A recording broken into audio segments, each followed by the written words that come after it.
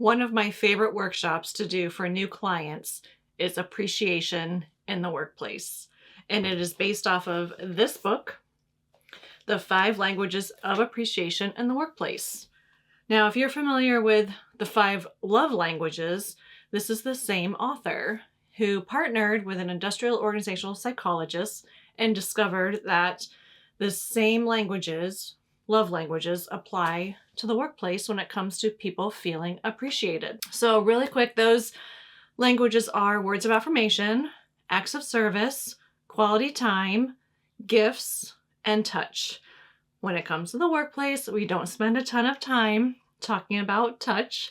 Now, a handshake, a fist bump, a pat on the back, that is acceptable, but it doesn't necessarily apply the same way. So this is so important for leaders to understand that everybody on their team has a different appreciation language. And most of the time, leaders think they are doing a good job at showing their team that they appreciate them. 51% of leaders believe they do a good job, while 17% of employees actually say they feel appreciated. So there's a huge gap. So why is that? Well, the employees don't feel appreciated in a genuine and authentic way. As a leader or a manager, if you're saying a blanket thank you to your team, it's just not resonating. It's not resonating to those who have the language of words of affirmation. It's definitely not resonating to those who don't have that language. So it's really important that you know how your employees feel appreciated, so then you can be genuine and authentic in demonstrating you truly appreciate them. The first one we're going to talk about is words of affirmation. Now, that is the most common one. About 51% of folks in the workplace have the language words of affirmation as their appreciation language, which means 49% do not. And it's important to realize who does and who doesn't have words of affirmation as their language. A few things to keep in mind. Now, there are different things that you can give praise towards. The most common one and obvious one is actual accomplishments, right? So if somebody is truly delivering on their job, is really making an impact and making a difference, has great sales numbers, or saving the company money, those are tangible, quantifiable results that you can very clearly give praise towards. There are the not so tangible things as well.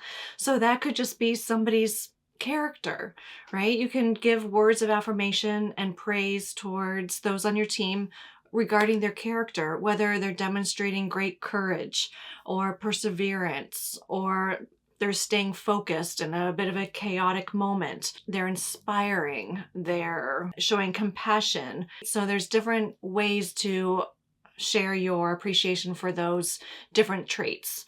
Also personality. So different personalities bring different strengths to the table. One, you could acknowledge that through words of affirmation. Maybe you have a very optimistic person on your team and you can praise them that way. A very inspiring person. I walk into your office and you're always so inspiring, and I just really appreciate that about you. Like, that makes somebody feel good. Can you imagine? I mean, think about the times when somebody has just, given you praise in that way. It feels good. It's so important to make sure you are genuine and authentic and specific. Really try to avoid any hollow praise or blanket praise. So make sure that it is truly genuine, authentic, and specific. Call out that specific action, whether it's the accomplishment, the personality, the character trait. Just make sure you're being very specific and you're being genuine and authentic. So it's important to know how and where also. So there's not always the best time and place. You need to be cognizant of that. So you can do this one-on-one during your one-on-one sessions. You can do this in a small group setting, large group setting.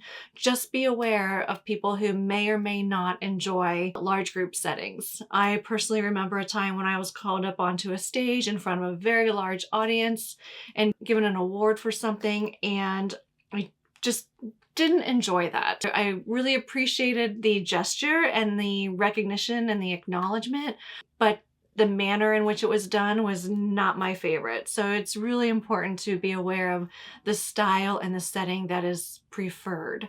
You can also just go old school and write a note. I know that there are times I would walk into my office and there was a little handwritten note, and that always meant so much to me that someone actually took the time to put pen to paper and wrote me a note.